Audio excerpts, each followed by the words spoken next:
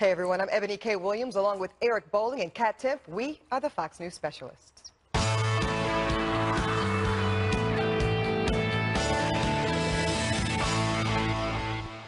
Super busy news day. First, we want to report that the role of the White House press secretary, Sean Spicer, will be changing soon, according to Fox News Channel's John Roberts. Mr. Spicer would be getting a promotion overseeing all of the White House communications.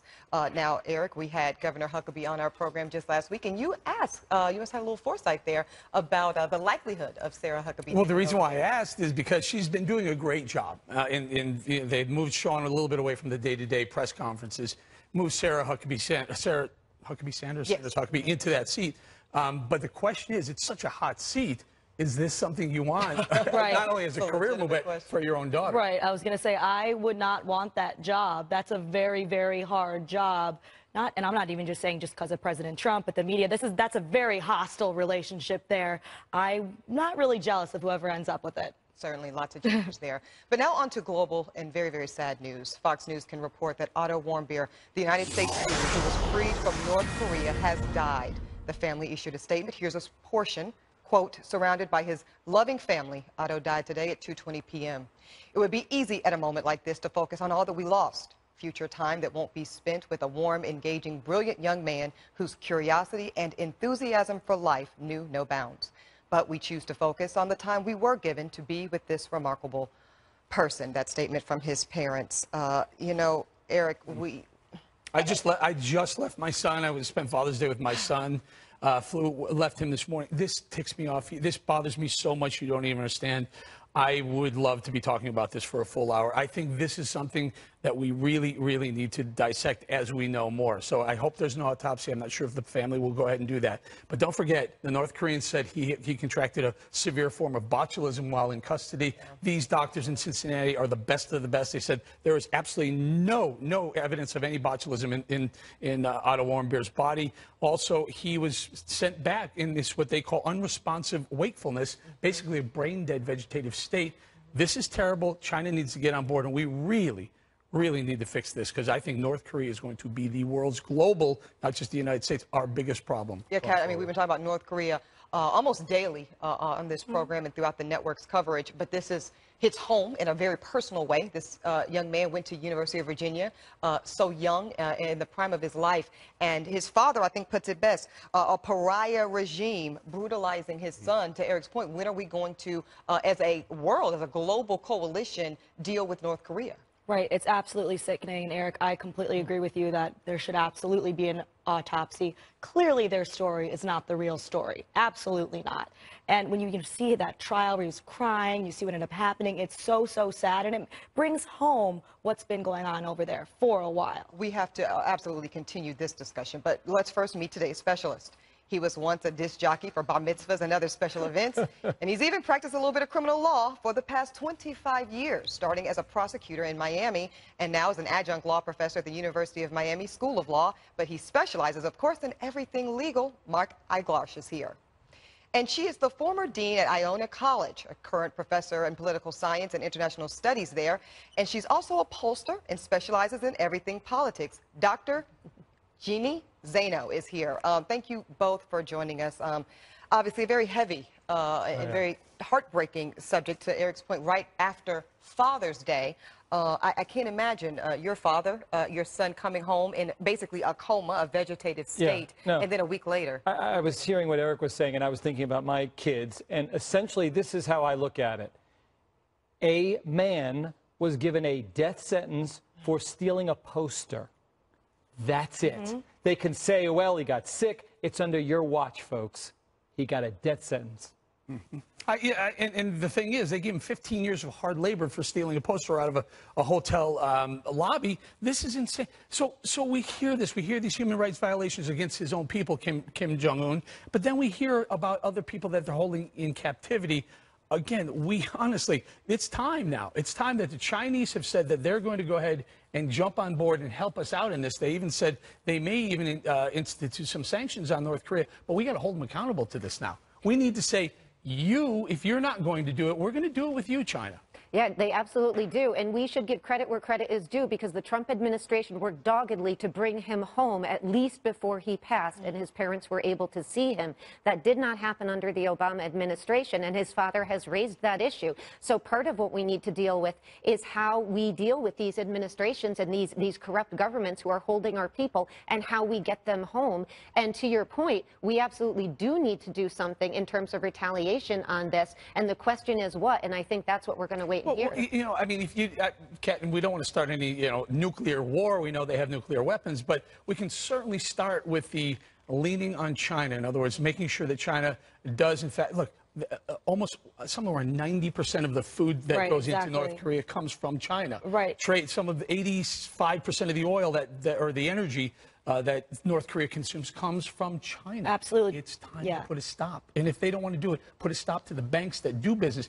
The Chinese banks don't want a sanction from the U.S. They don't want that at any cost. Right, absolutely. Our own sanctions really, honestly, won't do much. It has to come from China. Absolutely has to. Really, really does. And this is just something, it's so sickening. I'm just so sad thinking about this happening. They'll probably be excited for him to come home, and it's just sick.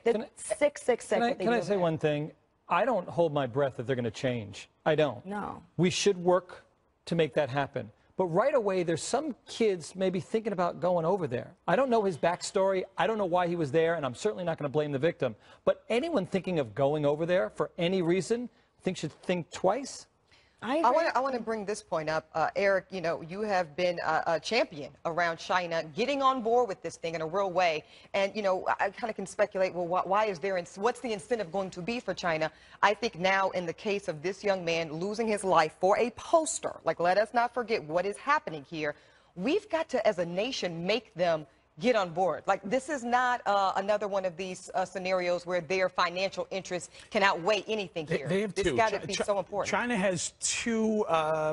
We have two buttons we can push with China. Number one is the financial. Like I said before, there are ways to we can apply they're harsh sanctions. The Chinese banks need that income. They need to continue to turn over their yuan in others to do global business. Right now, they're growing at somewhere 4 or 5%. They need that in order to continue their growth, just to sustain themselves. That's a big thing.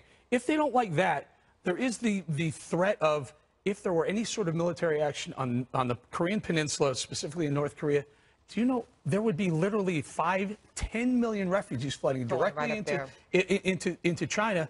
They would be devastated. It would be devastating for China. And guess what? No one else is going to help them out. We're not going to take millions of North Korean refugees. South Korea, what we should do is put up the freaking wall around the South Korea and say, oh, no, the refugees aren't coming to South Korea. This guy's been threatening South Korea for the better part of 40 or 50 years. You're going to go north to China. That may change their mind a little. Yeah, I want to ask you, Dr. Jeanne, certainly if China wanted to, they could be incredibly helpful around this situation with North Korea.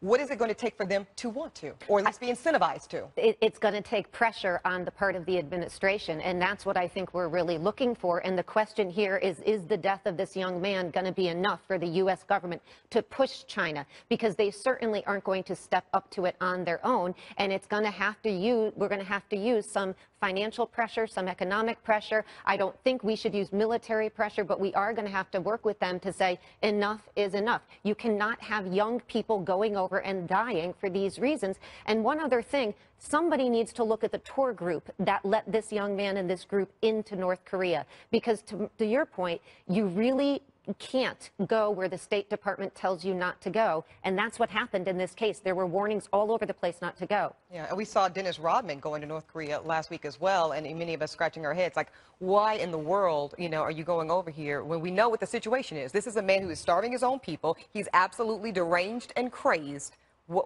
In what circumstance does that even make sense? We're talking about Dennis Rodman? Or the leader? Oh, well, right, exactly. Sorry. Fair enough. Fair enough. I agree. I don't get the concept. We go over there thinking that we have these cherished freedoms that we love here in the United States, but you're one step away from finding yourself stripped of your liberty and perhaps dead if you go over there. I'm just saying.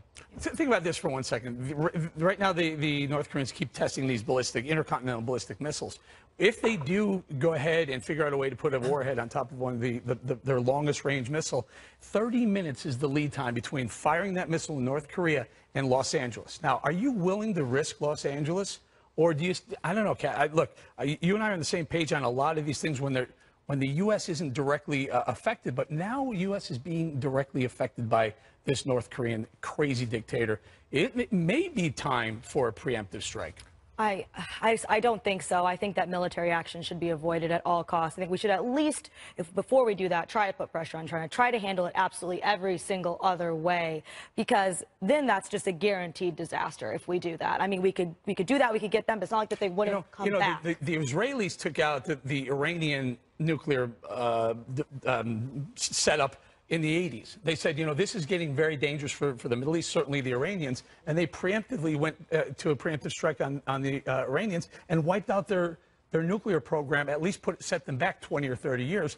Why couldn't we do it? It's not a bad idea to start thinking about doing that with North Koreans. I'm going to ask you this, Eric, and I'm not suggesting this good faith question here. There's such thing as pressure on China, and then there's an ultimatum with China. Is that on the table from your perspective? I know it sounds. Again, it's not China. China can help, but it's not China who's our enemy. No, it's not. But no, to Kat's point, maybe they're better positioned to be more effective, short of military action. And as horrible as this is a child of a family. It's one incident. And so the White House's position may be, look, we've got, in terms of priority. I know, I think that's dangerous, Mark. Mark, they're testing an intercontinental ballistic missile that can reach Los Angeles technically in 30 minutes. I understand. It's just the grace of God that we've been able to successfully put something up that intercepts that. But you just suggested you start going down a certain road. Well, I asked the question, right? Right. Well, you start going down a road, be prepared to keep going. Well, what's the road? I mean, you can do what the Israelis did in the 80s and say, you know what, we're going to go ahead and just wipe you out and give you 20 more years or 30 more years before you're going to ever be able to deliver a nuclear warhead to the United States. What are they going to do? To fight back? I mean, you certainly would need China to get on board and say, we're not going to fight you either. This is your thing with the North Koreans. Japanese are on our side. South Koreans are on our side. We have a lot of friends. That would not be a bad idea. If China says to North Korea, you want to play with the United States this way? You can. We're not going to defend you anymore. And I guess my question is, if not now, I hear what you're saying about the list of priorities, Mark, and I can appreciate where you're coming from. That's not my position. No. That's the White House's position. We start here. Sure. We got one. That's how they think. But sometimes I think one is enough.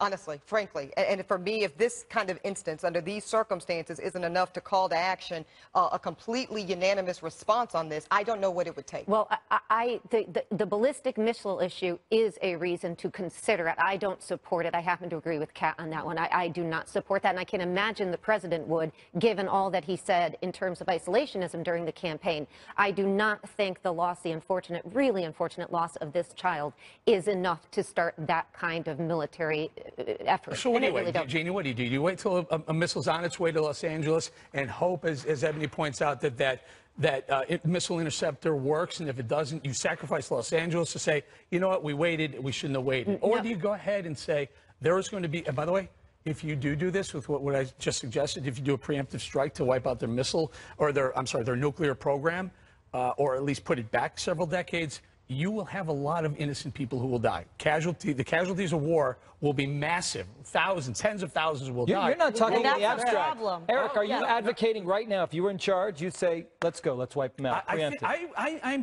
here's what I've said in the past. I said this Kim Jong-un continues to test these missiles that put more and more danger to our West Coast. I'm with you. I think Solution? I think the next time you test another missile, I'm always going to be against.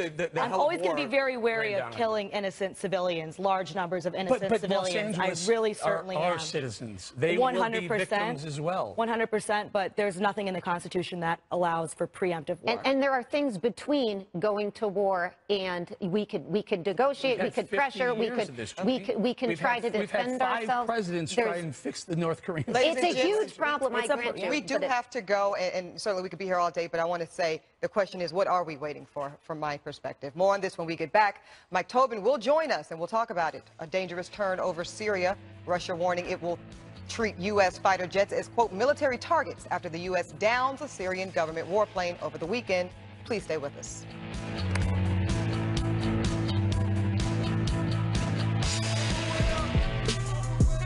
And you can stay up. And if you ask anybody where I live, they point to the hills and say, go all the way up. Welcome back to Recap. Fox News can report that Otto Warmbier, the United States student who was freed from North Korea last week, has died. Let's bring in Mike Tobin of Fox News with the very latest. Mike, can you tell us, by the way, is there any White House response by chance?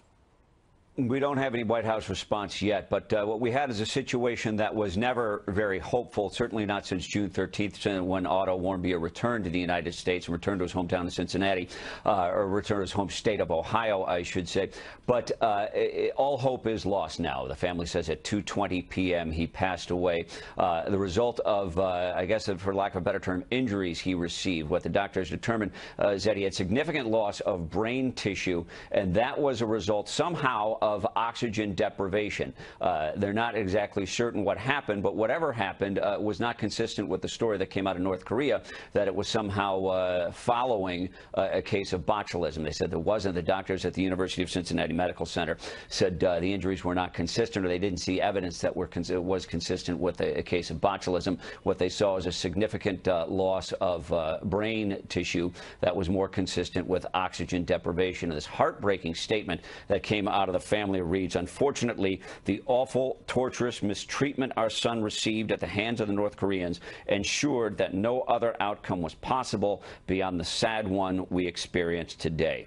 When he returned to the United States, his eyes would open, but he wouldn't respond to people. The family said in this statement that they just released that initially he did not appear to be aware of his surroundings at all, but they said his appearance changed. In fact, reading from it, within a day, the countenance of his face changed. He was at peace. He was home, and we believe he could sense that. So there was never really much hope that Otto Warmbier would recover. He had been sentenced to 15 years hard labor, essentially for subversion, and the crime that he confessed to was that he had taken a propaganda poster. So it was something that minor that caused him to be sentenced to 15 years hard labor in the North Korean prison. And whatever happened, he sustained these injuries, or he was subject to a prolonged period of oxygen deprivation, and since returning home, we're not entirely certain what happened in the hospital and how his condition changed. The family says he sensed he was at home. They believed that he looked like he was at peace, but sadly, his condition was never in a situation where it was going to improve. It didn't. He passed away at 2:20 p.m. this afternoon. All right, thank you, Mike Tobin. Back to the specialist. Tensions escalating in the Middle East today. Yesterday afternoon, the U.S. military shot down a Syrian Air Force bomber on its way towards some U.S.-backed rebel strongholds. With that, the Russians delivered a terse statement saying it will target any, important, underline, any aircraft it sees west of the Euphrates River. Now, why would Russia care? Aren't we all fighting ISIS anyway? Well, the answer is yes, but Russia is a major ally to Syrian President Bashar al-Assad. Eboni, so tensions escalating. What a mess it's getting in the Syrian Middle East. This is where it gets very, very complicated, Eric. We know, who's, kind of on the team against ISIS, but this relationship between Russia and Assad becomes very problematic in this area. And I got to tell you, I'm very concerned about this suspension of this hotline. This was done back in April when President Trump put the 59 missiles in the air to basically punish them for the chemical warfare there. It's a very concerning thing when there's this conflict around our coalition around fighting ISIS. So one of the issues about this, about fighting ISIS, even if you push ISIS back, yes, there's a global coalition against ISIS. Well, what happens is all these territories that they used to have, and that becomes a little bit of tension. Does Syria get it? Do the Russians get it? The Iranians get it? Do we get it? How do we handle that? Well, Syria is a mess, and candidate Trump understood that and wanted to avoid getting involved. And now it seems he's quietly getting more and more involved with just these little things like airstrike here and then now this. But, there is no little thing when it comes to, but seriously, little isolated incidents, but there have been more and more. And it's just so much more than just Syria. Then you have Russia involved, and this whole cluster of issues all brought together, which is why if he wants to have a war in that area, then you're supposed to be having Congress debate and vote on it. I'm very concerned. I don't know if anyone read this story the way I did, but at the risk of appearing like Chicken Little, I'm like using the F word, fear, okay? You've got Russia calling this an act of aggression. You've got Syria saying it was a flagrant attack and where there will be dangerous repercussions. Should we ignore that? Yeah. I'm concerned. Yeah. Help me, Eric. Yeah, here's how I'll help you. The 59 missiles that these two very, very brilliant young ladies just pointed out, they landed in a Syrian airbase that was populated by who? Syrians and Russians. Yeah. Nothing happened. I think Russia has to say something like that. I don't think they're going to shoot down an American fighter jet. No, and let's not forget what this is all about. This is all about what happens after we get rid of ISIS, which we will, because to your point, everybody is attacking ISIS, and ISIS is being pushed out. This is a question of territory and power and strength in that area, and all of these competing agendas. We haven't even mentioned Iran yet, but you have Russia, you have the United States, you have Iran, you have Saudi Arabia, and they are all competing. And these series of incidents that we've heard from Iran, the United States, Russia's response are all about that. What is going to happen once we push ISIS out? And I'm afraid as well because, you know, this can be a collision course for all of these powers and these superpowers trying to get that territory and get power in that area. But Eric's not worried. I was feeling good for a moment. Apparently it's just tough talk from a bunch of guys with egos. I'm not worried about the Russians. I could care less what Bashar al-Assad thinks about us. That's the thing. And Kat and I have been on the same page as far as what we should, what our Syrian policy should be. I don't think we should be there. It's not our fight until. The more I thought of it, in fact, what really jogged my memory is Axios today, if you don't read that, you should, has a map showing the shrinking of ISIS territory. As ISIS territory shrinks, and it was massive, there's going to be a power vacuum in those areas, and you certainly don't want as radical Islamists, Iranians, for example, picking up that vacuum, filling that void. Of course not. But as we get more involved, I'm just saying that you should supposed to go through the proper constitutional channels if you do want to declare war. I will say a lot of people take that position of not having too much involvement in Syria until they see those photos. And it happens cyclically. Every time you see those children and babies washed up, people take that position. I'm going to leave it right there. President Trump's legal team now fighting back at rumors and reports. Should be reports, not rumors. He's under investigation for possible obstruction of justice. Our specialists are going to help us make sense of all that right after this.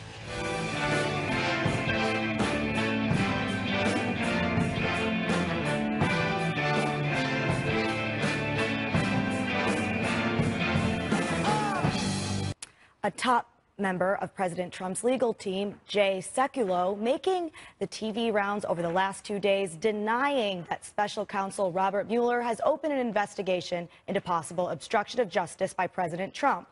The denial comes despite President Trump's tweet last week that appeared to confirm an investigation and a Washington Post report that said one was underway. Sekulow elaborated on Fox and Friends earlier today.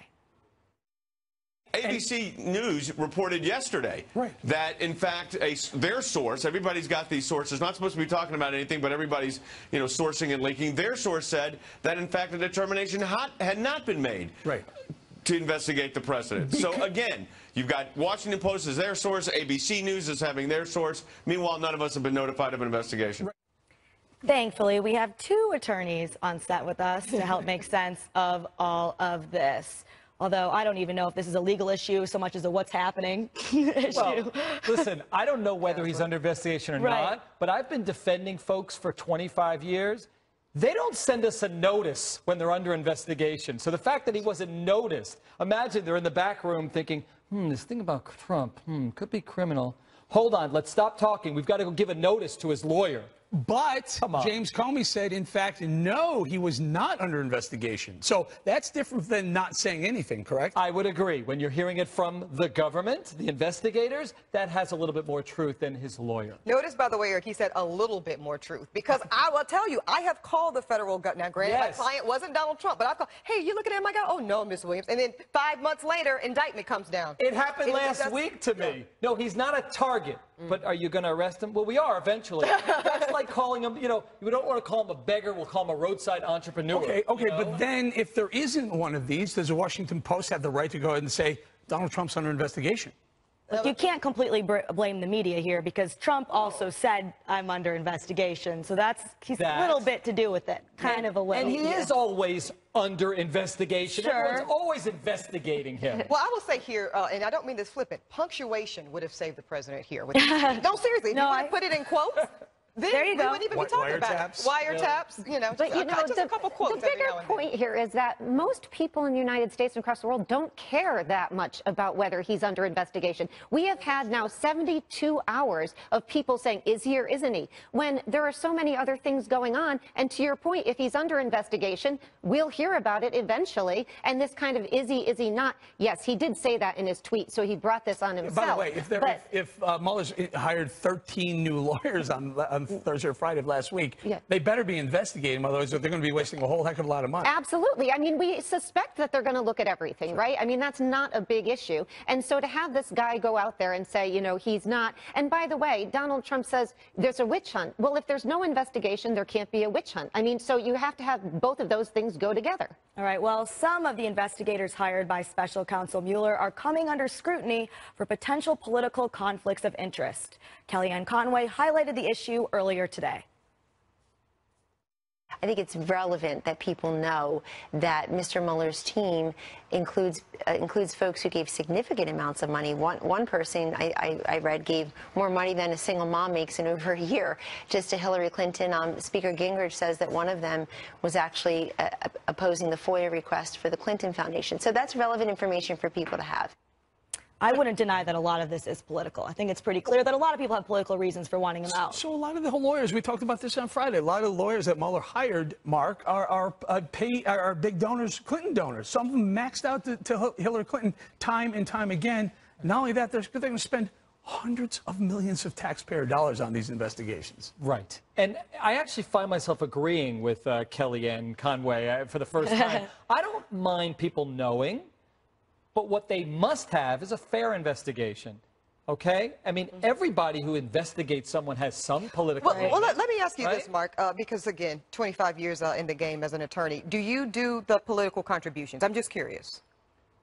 Do I have to answer? You're not, I mean, you're not on the stand. I'm just, you know, because we were talking about it. Have I made contributions? Yes, I have. Yeah, to candidates. And to candidates of a particular party? Yes. And do you feel it undermines your ability to be fair and impartial? No. Okay. I'm asking because I'm because of who I am, but I don't trust other people. Well, maybe I'm just a cheapskate, but I don't make too many contributions.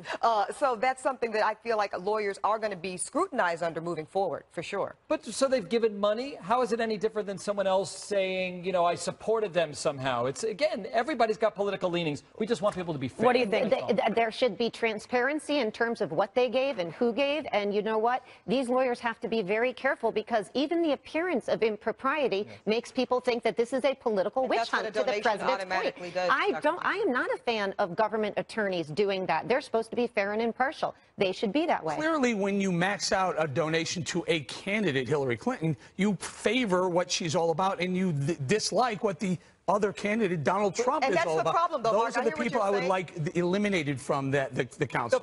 The presumption becomes that you can't be fair and impartial. And I think that's where, as attorneys, we kind of have to step up. Where does it end? All right, so if it's not a donation, do we check somebody's tweets out? If they ever made a pro-Hillary tweet, that means something. If they ever went to a rally in college. I think donation is a pretty good line. That's the line. There's no such thing as an objective human. That's what makes us humans. Yes. All right. Coming up, the latest on the death of Otto Warmbier, the United States student who was freed from North Korea. And next, prosecutors set to retry Bill Cosby after a mistrial is declared in his sexual assault case. But will a second attempt result in a different outcome? Back in a moment. Stop you crying, it's a sign of the times. We gotta get away from here. We gotta get away from... Welcome back to the Fox News Specialist. Our specialists today are Mark Eiglarsh and Jeanne Zaino. Let's continue the conversation. The legal drama around Bill Cosby has no end in sight. His sexual assault case declared a mistrial after jurors remained, quote, hopelessly deadlocked. Prosecutors are now vowing for a retrial for Cosby, but Cosby's legal team sounding unfazed. What I would say to all of Mr. Cosby's fans and some of the folks on the other side of this, we have a wonderful criminal justice system in this country. Trust it, believe in it, and I'm confident that if this case is retried, he'll be acquitted. All right, Counselor, so there we have a pretty standard statement from defense team after a mistrial, you know, not the worst case scenario, but it's not like he was acquitted. So as the prosecutors move forward, because they obviously have to retry this case because of, you know, the heightened scrutiny around it, what do you expect them to do differently from a prosecution standpoint? Unfortunately, they have what they have. We're in a CSI society. We don't have any DNA in this case. We have no video. We have no audio. It's testimonial evidence. And the defense has done what I do when I try cases, embrace as much as you can, and to just part company on a couple of details. And that's what they've done. Trials are not about the truth. Trials are about what could be proven.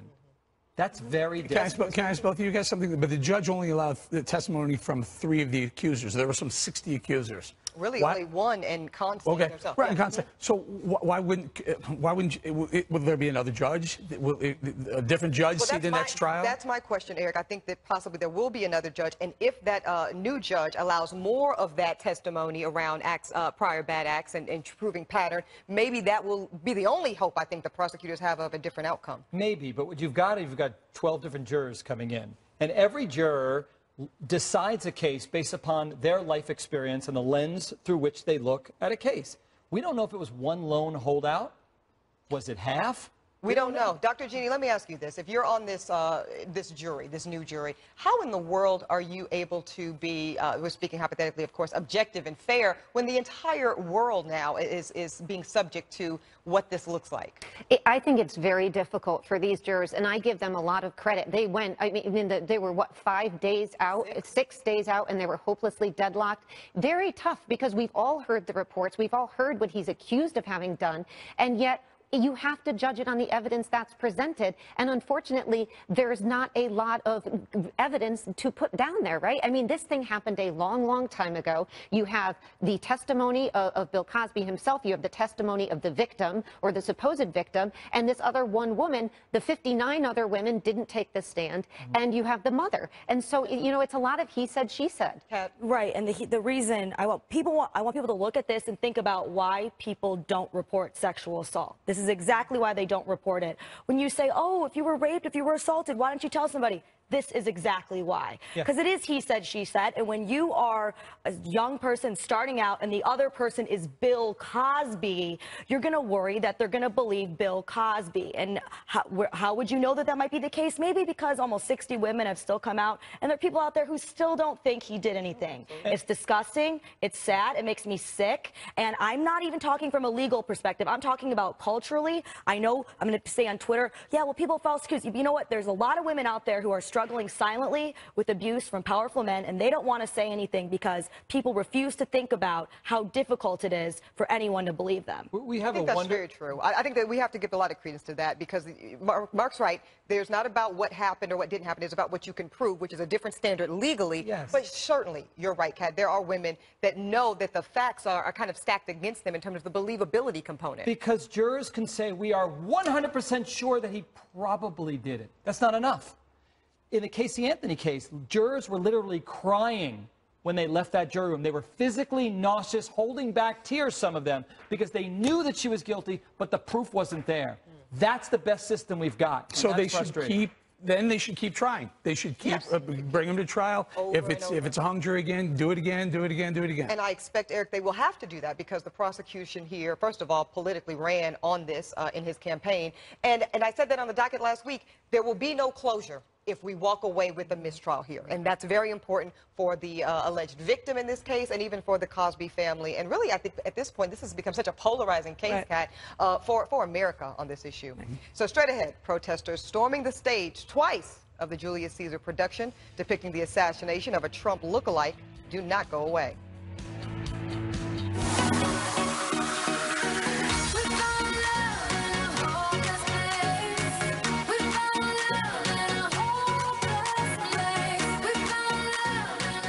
Moments ago, President Trump and the First Lady released a statement about the death of the American student Otto Warmbier. Quote, Melania and I offer our deepest condolences to the family of Otto Warmbier on his untimely passing. There is nothing more tragic for a parent than to lose a child in the prime of their life. Our thoughts and prayers are with Otto's family and friends and all who loved him. Otto's fate deepens my administration's determination to prevent such tragedies from befalling innocent people at the hands of regimes that do not respect the rule of law or basic human decency. The United States once again condemns the brutality of the North Korean regime as we mourn its latest victim. All right, switch gears to the controversial New York production of Julius Caesar.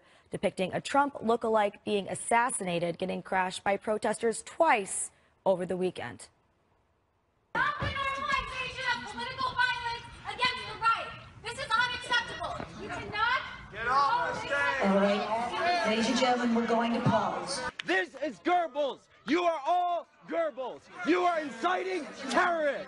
The blood of these police is on your hands. Last night marked the official close of the show, but what's the broader impact of this production on this nationwide fight between what's considered free speech versus inciting violence?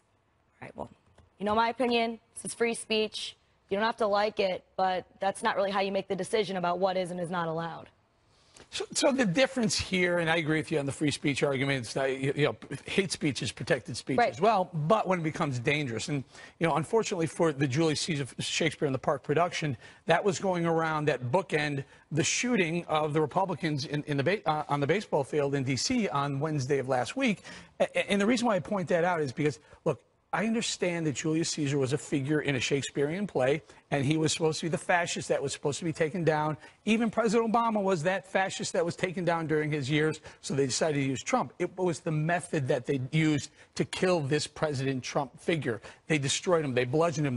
They stabbed him hundreds of times. They pulled at him. They kicked at him, as opposed to what the others in the past have been. Yes, they were killed, but not in such a bloody, gory way. It was the political statement of that almost incites violence. It's not illegal, right? Is anybody saying it's illegal? But let's just be clear. The message of Julius Caesar, the play, is absolutely opposed to political violence. And so I wonder if some of these protesters have stopped and watched the play or read the play, because the message is not to incite violence. It's exactly the opposite. And in fact, in this production, when the killing Jeanne, takes place... Look at this. Just watch that for a second. That does not look like a artistic statement of taking down a leader. That looks like a violent...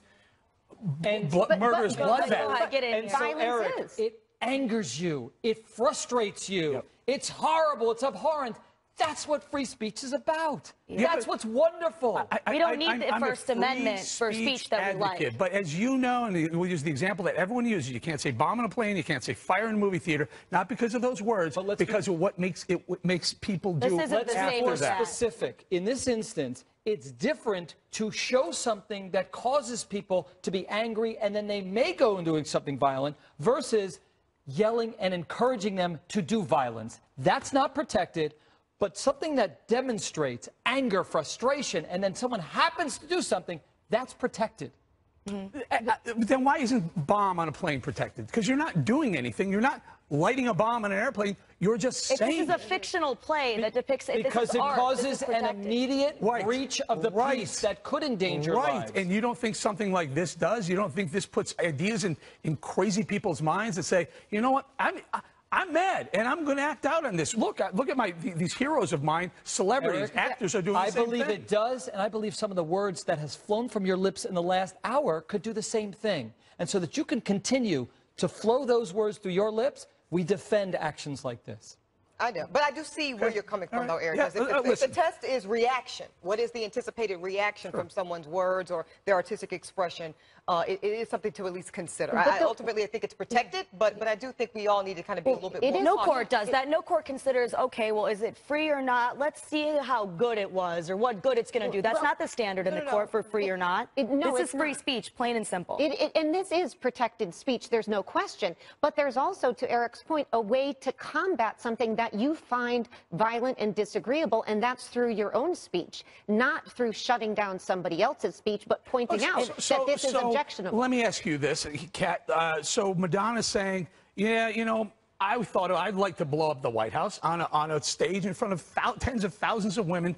Do you think that's protected speech? Yeah, it's not a threat because she's saying, I would like to, I think about it. It's not a direct threat. So legally, it doesn't fall under that definition. Yeah, these people, is there no higher standard we hold the celebrities and people of status? We can do that socially. We absolutely can do that socially, but not legally. So, all right. When we return, we circle back with our specialists, Eiglarsh and Jeanne Zaino.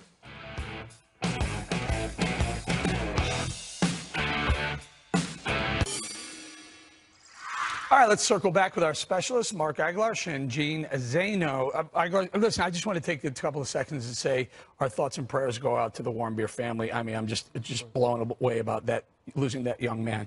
I'm going to turn it over to my co-host now.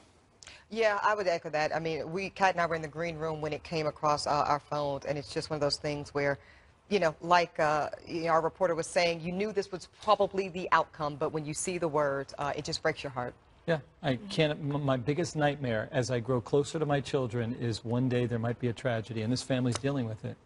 Yeah, no, absolutely. And I mean, thank gosh he was able to come home before. I mean, that's a blessing, I'm sure, for the family. But how do you ever get over the loss of a child? And to lose a child like that is just the worst. Kat?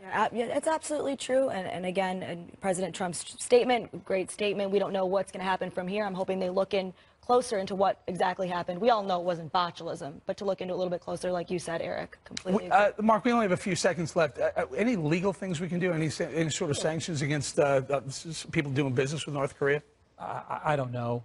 You know, what we can do right away, my focus right now is anyone thinking of going to that country, go to Hawaii instead. Yeah, 100% right. State Department says stay away. A good friend of mine just texted me. State Department says stay away, stay away.